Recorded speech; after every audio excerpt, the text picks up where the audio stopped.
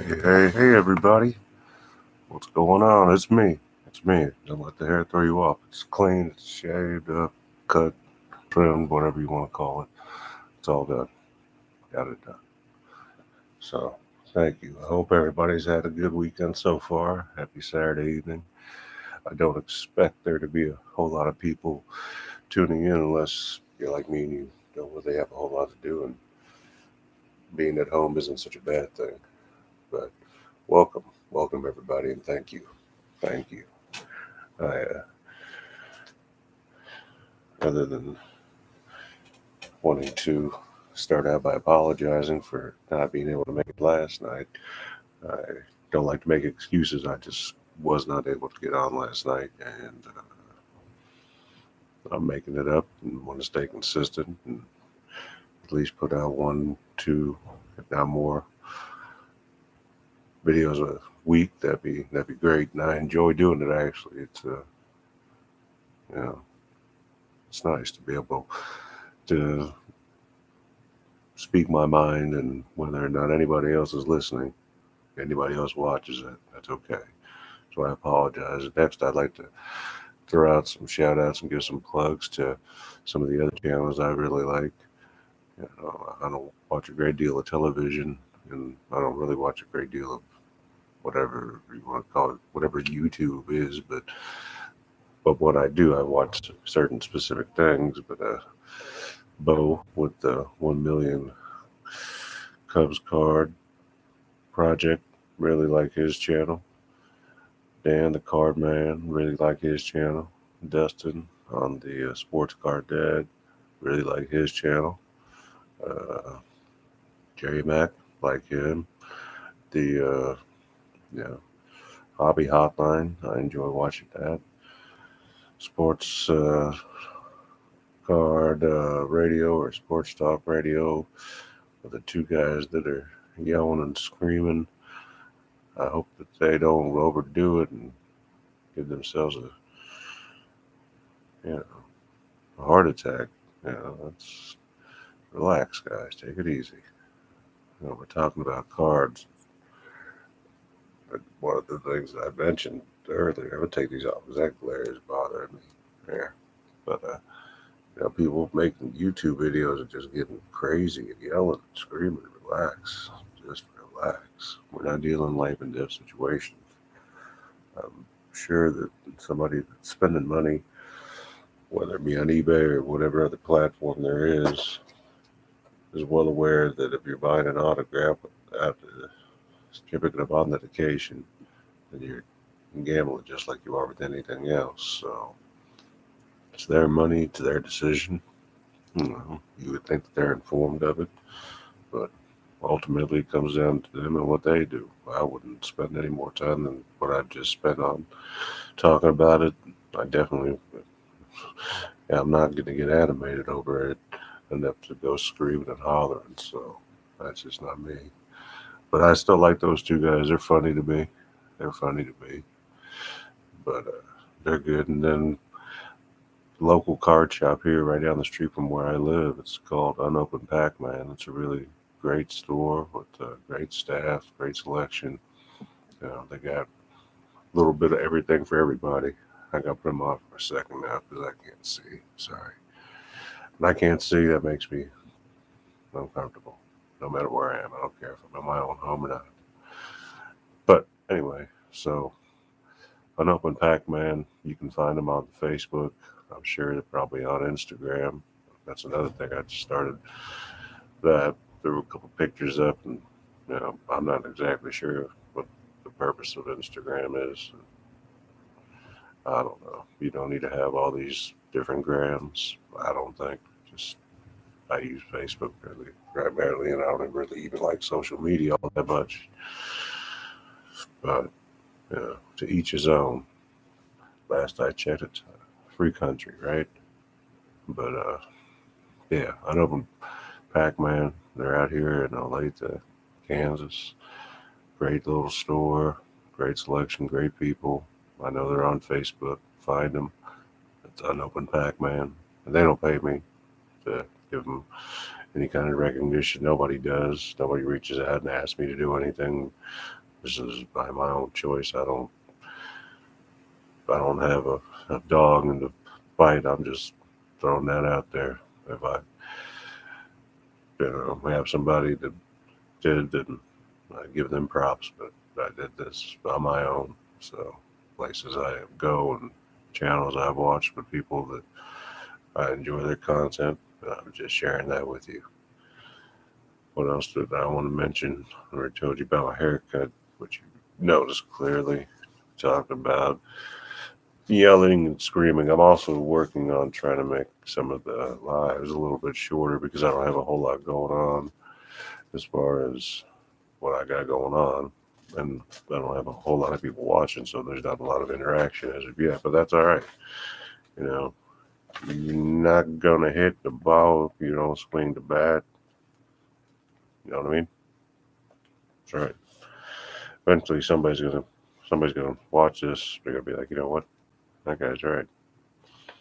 Another thing I'm gonna talk about and just want to touch on that I've had a chance to do is the documentary on Netflix, Quarterback. It's got basically follows around Kirk Cousins, Patrick Mahomes, and Marcus Mariota, and just kind of gives you insight and a little bit of their lives, a view of what it's like to be in their shoes on a daily, and basically gives you an idea of things that most of us will never experience, and things that really don't necessarily look all that much fun. You're constantly having to do things and move around. I mean, it's a nice little docu-series they put together on Netflix. So if you got Netflix, it's worth watching. Nothing wrong with it.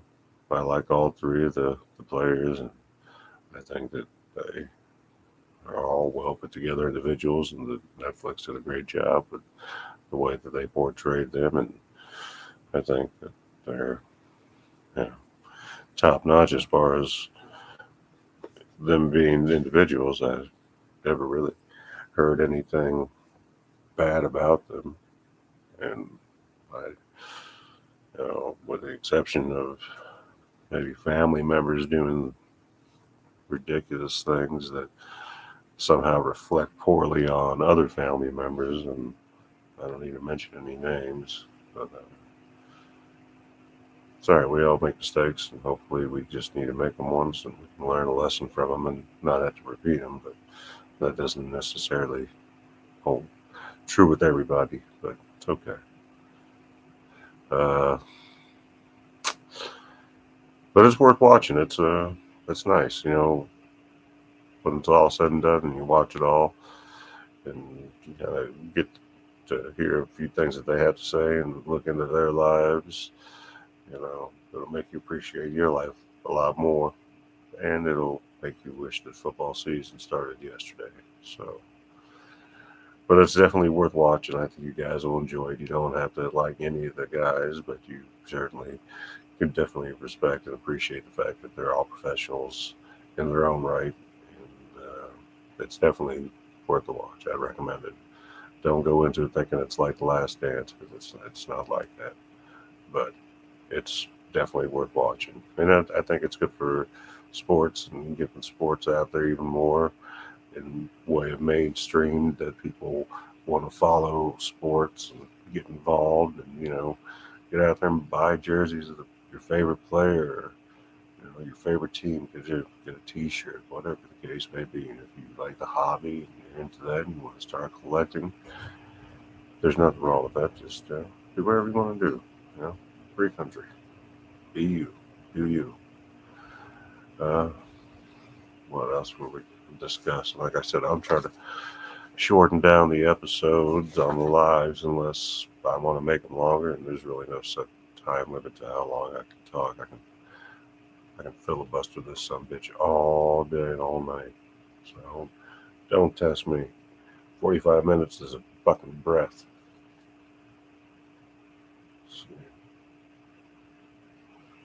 Yeah. General BS. But before I get to general BS, I really have been watching Summer League and enjoying that. A lot of great games, a lot of great talent out there, a lot of young and up and coming talent. Penny brothers, they've done really well. I think the Thompson twins have done really well. Henderson's done well. Miller's done well. I can't really say that anybody's done terrible. Everybody's performed as well as they should. I think that Jordan, excuse me, Wallace has done well. I really enjoyed. I think the Celtics are going to have a really nice team assembled this year, better than they have previous few years. Even when they went played the Warriors and lost, and last year when they didn't quite make it to the finals. But I think this year with Porzingis, that's going to be a big addition because you're going to add a big man that's able to shoot, and he's going to be impactful on both sides of the ball, offensively and defensively. And I think that Missoula did a fine job as a rookie coach and got him far. I don't blame him for Boston not getting back to the finals. I think that he's going to be a lot more comfortable. I think that the moves that they made, the players that they've got now and got via the draft are going to fit in well, and I think they're going to work out nicely. So I think Boston's going to be tough. I think Boston's going to be real tough. Uh, Another person that I think really did well, and they did well last year. He's going to be a G League, I don't call it G League, but Summer League sophomore. That's going to be Kenneth Lofton Jr. I love his game. I love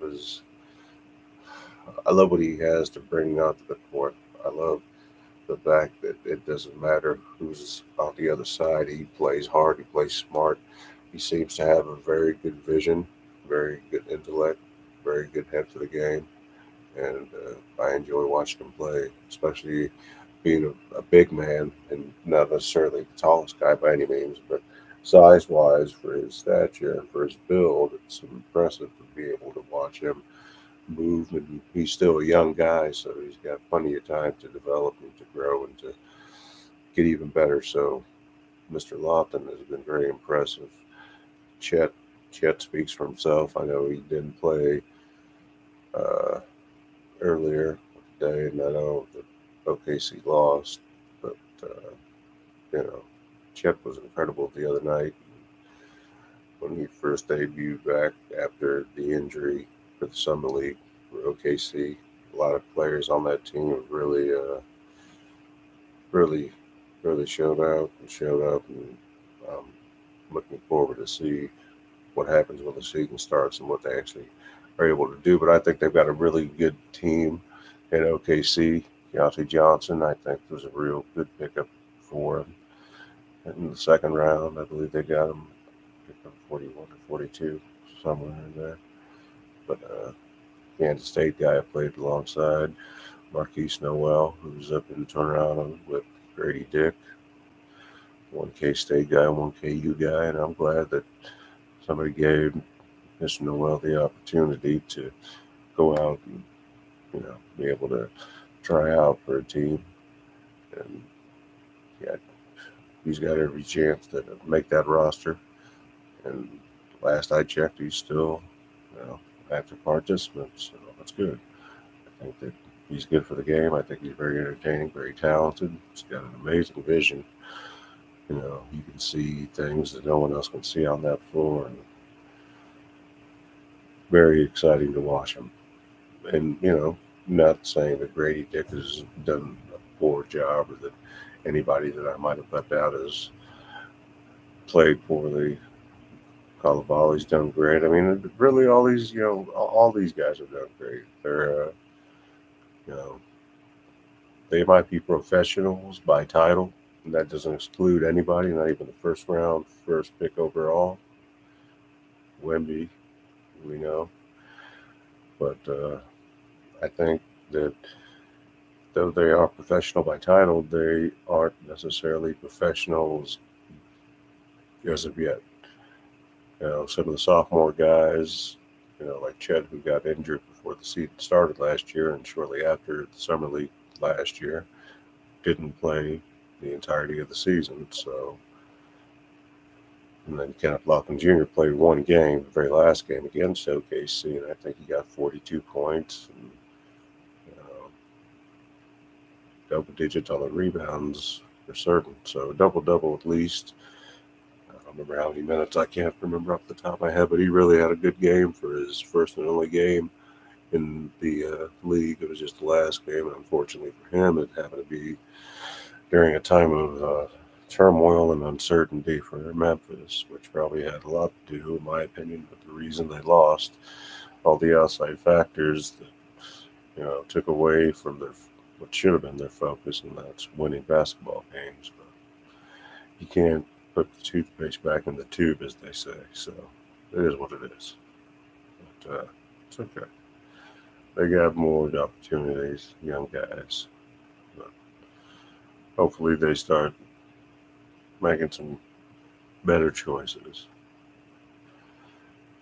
You know, and uh, as far as John, water pistols or whatever you blaze around with, I don't want to bring any attention to it really because that's not necessary. It's not worth it.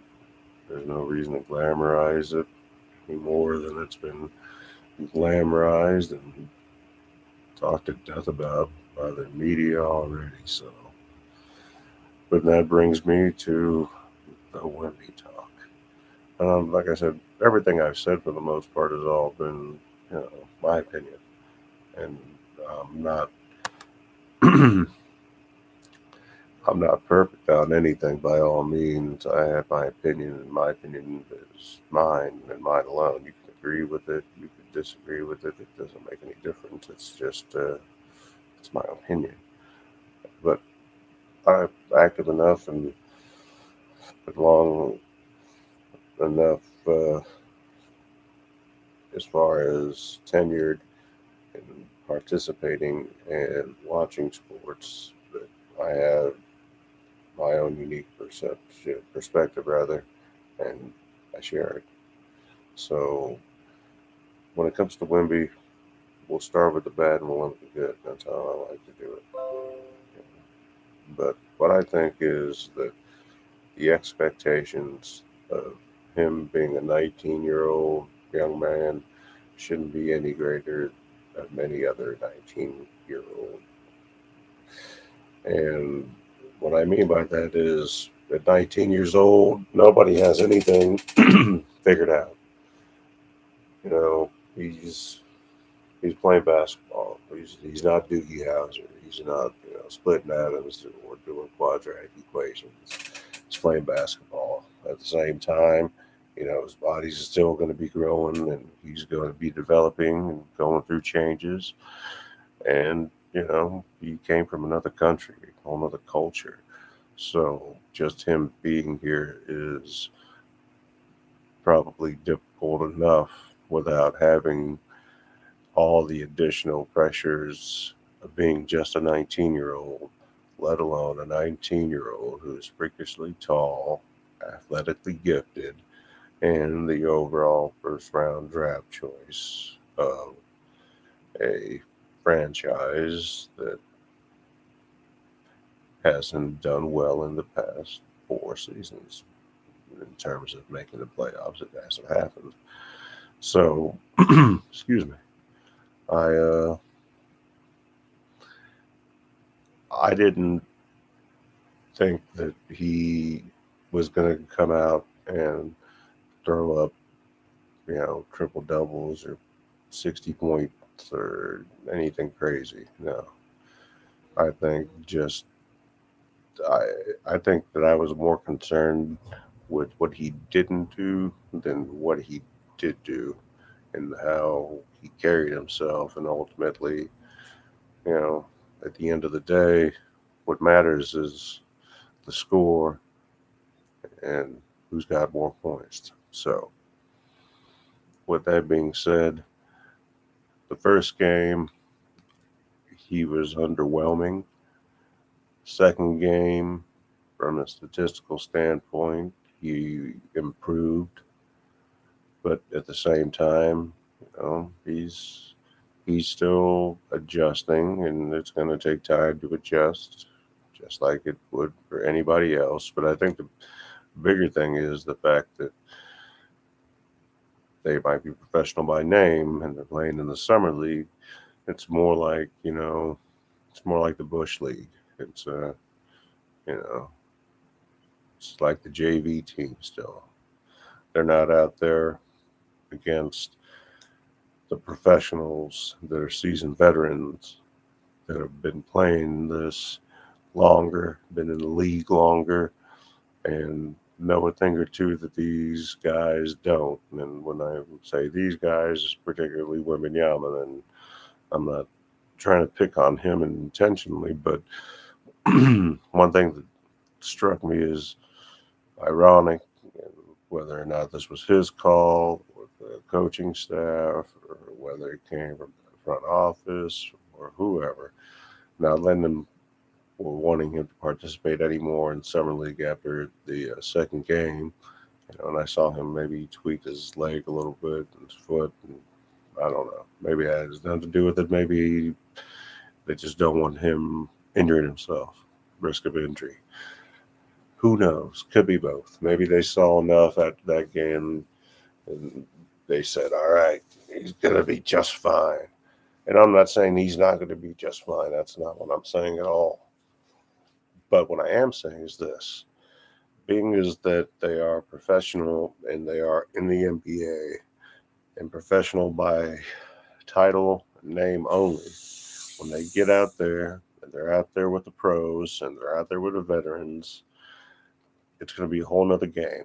He has yet to truly step foot on an NBA court with actual NBA players. And the same goes for everybody with few exceptions in the G League. That's just a fact. But with that said, one thing that got me was during the press conference, he was saying, he was a lot more comfortable in the second game, and he was a lot more comfortable in the second game press conference after game press conference by saying that easier to score, easier to get open shots, and you have more room to work. And I could understand where he's coming from with that, but I could also understand how that might rub some people the wrong way. And then saying that and sitting out for the rest of the summer league, hey, listen, I get it. Risk of injury. Risk of injury is always going to be there. You risk of injury every time you step outside, get out of bed in the morning, drive your car, whatever. You don't want the future of your franchise and potentially the future face of the entire league to get injured. But when the regular season starts, I don't think it's going to be easy for him by any means, whether it be to score, to play defense, or just to play in general, make shots. If I took the combined effort of both games, one being a poor game, the first game, the second being a better game, he still was underwhelming in my opinion. And he got pushed around. He looked like a baby deer when he was moving sometimes. He looked like he had a hard time controlling his body. And he's going to be going up against big guys that know how to control the body, guys that are going to have every advantage except for possibly height, obviously. But aside from that, it takes more than just being tall. It takes a lot more than just being tall. But, you know, saying those things and then sitting out the game, that was funny to me. And then, I don't know, maybe it's me. Maybe it's happened. I just haven't paid attention. But I've never, in the second game, he had a cut, or not a cut, like a scratch on his face, or a I don't want to show myself, but it was on the right side of his face, I believe. Just a scratch, yeah, scratch. But then he's on the going on the sideline during the timeout on the bench, and come back on the court. You got a Band-Aid on. What the fuck? I never seen anybody wear a Band-Aid before on the fucking court ever, ever. Especially one for a scratch, right? What the fuck's he wearing a Band-Aid for a scratch? So I don't know. That was kind of, I don't know. He's not a baby. Don't treat him like a baby. Treat him like a man so he can act like a man and he can be a man. And just, you know, let him go. If he gets hurt, he gets hurt. You know, Chet got hurt. Chet came back. Chet played hard. Chet didn't play scared. And Chet did fucking great. And so do a lot of the other players. So, Wemby, I think he's going to be fine, which is the positive note. I think that he has a lot of room for development. I think he's got a lot of time for development. I think that he needs to develop. I think he needs to get acclimated and adapt to the playing style and the playing system here in the NBA. And once he actually plays against real NBA players and real NBA regular season game, it's going to be another story. Does he have a target on his back? Probably. I think he, I think he does. But you know, I think that's to be expected. I think that I think it's up to him to make his own legacy and to be great and to be the best at his craft. So give him an opportunity, and there's no there's no real way to gauge anything based off these two summer league games other than what I said in my opinion. I can't tell you any more than what I saw. First game, shit. Second game, better shit. But ultimately, what happened in the first game, they won. He didn't play well. Champagne did fantastic. Second game, he played better statistically, but they lost. And in the West, for the Summer League Championship, which is what it's going to be tomorrow, Sunday. It's going to be Monday night. It's either going to be who, Utah or Houston. So yeah, yeah, we'll find out. I'll do another live. I can't say it'll be tomorrow or not, but it'll be soon. I got a few things pop up and got to get them squared away and taken care of. Like I said, family always first. You know, got to make sure everybody's accounted for, taken care of. So that's always going to be my first and foremost my priority. But guys, thank you. Even though nobody was here, that's all right. You're all here with me in spirit. But thank you again, guys. I wish everyone nothing but the best. I hope everyone has a great rest of the weekend. I hope. Oh, there is one more thing. Sorry, before I start signing off, bounce this off you guys and see what you think. I'll probably start doing some videos, some lives, whatever, of all these cards that I sort through. And as I'm sorting through stuff, I got stuff that I've had sitting for years, stuff that I've had as a kid, stuff that I've bought over the years, and stuff that I've never even opened since I bought over the years. So what I was going to do is probably start going through some of the stuff. You guys can look through it with me. It's kind of like breaking that you don't have to invest and put money into anything. And while I'm going through some of the stuff, and some of the stuff I haven't gone through that I've bought and really, just want to see what's in there. If you guys want something, I'm going to just give it to you. Just like that. Just like that. With few exceptions, such as, like, if you live in Hong Kong, I'm not going to ship internationally. But, like Dan the Card Man, one something I had, he ever tunes in, want to check it out, yo, whatever you need, bro. You want like a Luke Longley? No problem. Got you. But yeah, I want to do something when I'm going through some of these giant 5,000 count boxes I've got and everything else, something like call it, keep it. So you call it, put it in the chat, see what you like, see something you like, call that card, you get to keep it, I'll send it to you. You're in the lower 48, it's great, it's all good, no problem. And what I'll do is for your subscriber, you get one card per show that I do it. For every subscriber that you bring in, that's an extra card for you and a card for them, and so on and so forth. So I'm still working all the details out on it, but I can promise you this: I won't charge you a penny. I don't care if it's a $10 card, even a $20 card. It doesn't matter to me. It really doesn't. I know what cards I keep.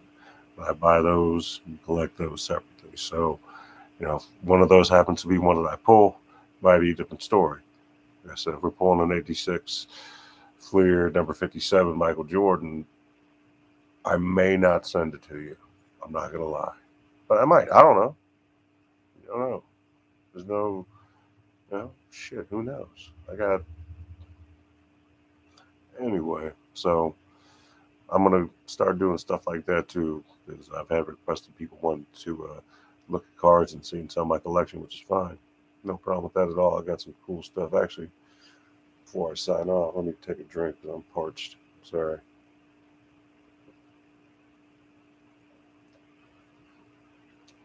Oh, wow. It's the new Coke Zero flavor, the Zero XP, the black cap one, zero sugar, no sugar. And if you want me to spoil the surprise and tell you what flavor it is, it's pina colada. It's fucking delicious.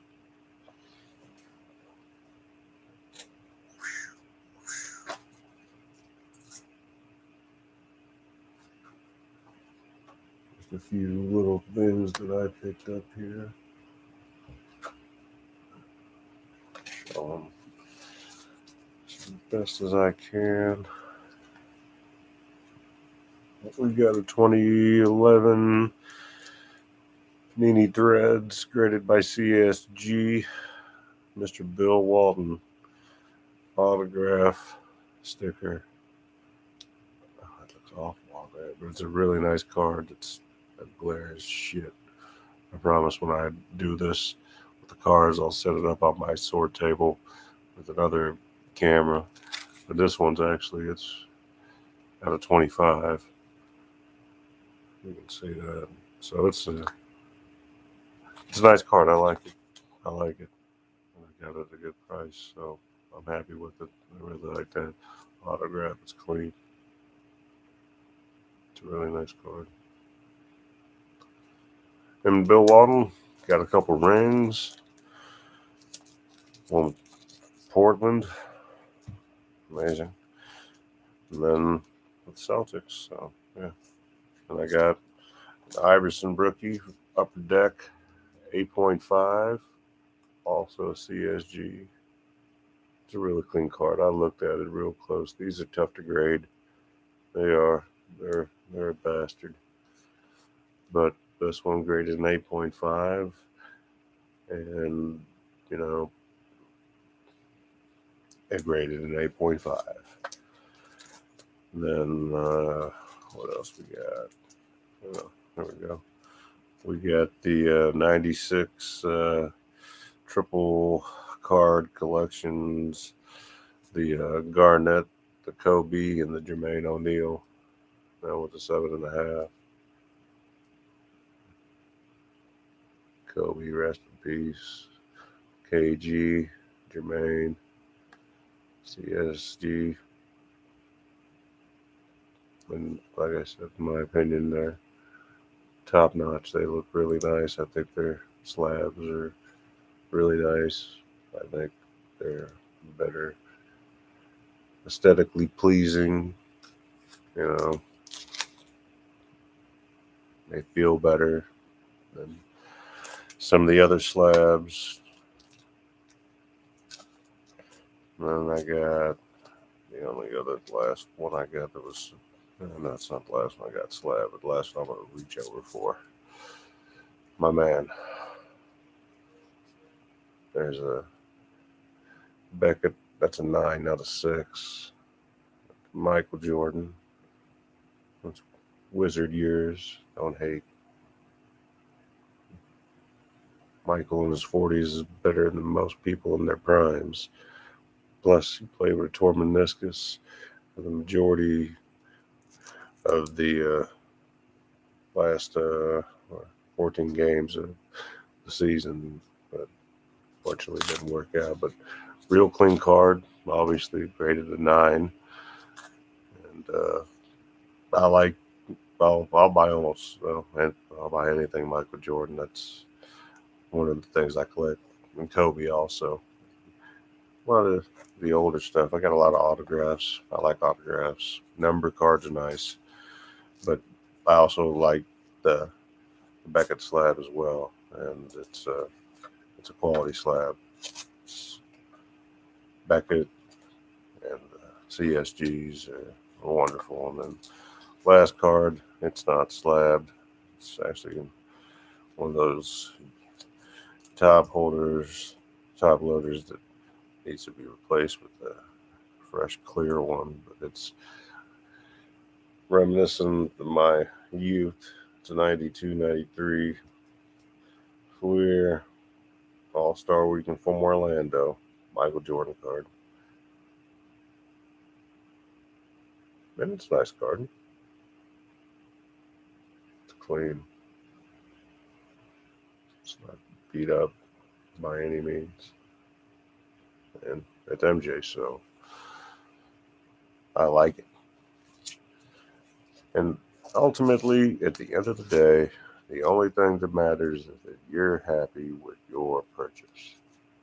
Fuck what anybody else says. With that, as I always say, don't over leverage yourself. Don't fucking spend more money than you can afford to on fucking cards. Alright? That's that that's not like breaking news. Alright? I'm not telling you something that you shouldn't already know or that you haven't heard before, but it's something that you need to really understand, because some people can get over leveraged in this hobby very easy, which, with all the different outlets now that you have, ways of getting cards, getting product, and, some people can get carried away. No, I'm not talking about myself. But yeah, I've seen and heard horror stories, a lot of which have to just do with people listening to other people and making poor decisions and then taking it out on the hobby itself. And it's got nothing to do with the hobby. It has to do with the fact that you just made some shitty decisions. And if anybody was stupid enough to listen to you and take your advice, then, uh,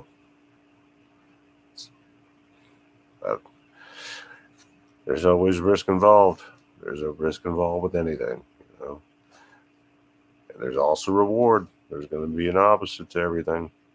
There's an up, there's a down, there's a left, there's a right, there's a life, there's a death. So just keep that in mind, keep that in consideration, and that's reality. It's not all gloom and doom. It's not a bad thing. You just need to just be realistic, be aware. So just be honest with yourself. But besides that, guys, I wish you nothing but the best. Can't guarantee anything for tomorrow. I'm going to think more on this whole call it keep it thing, get that figured out, because I really would like to give away some stuff and give you guys some cards if you want them. And like I said, I'll take care of the shipping. I'm not asking for any money. I'm not asking for anything. So I'll get that figured out and how I want to do it. And aside from that, I got a busy couple weeks coming up, but I'll make sure that I stay consistent because I want to. And if you like what I got to say, please subscribe, like the channel if you want. You know, you want to notify yourself. You notify yourself. Push that bell icon, wherever the fuck it is. Tell your friends, tell your neighbors, tell your mama, tell your daddy, I'm that streamer in the alley. Just kidding. Seriously, though, guys, have a great weekend. I'll talk to you later. Stay safe. God bless. See ya. Peace.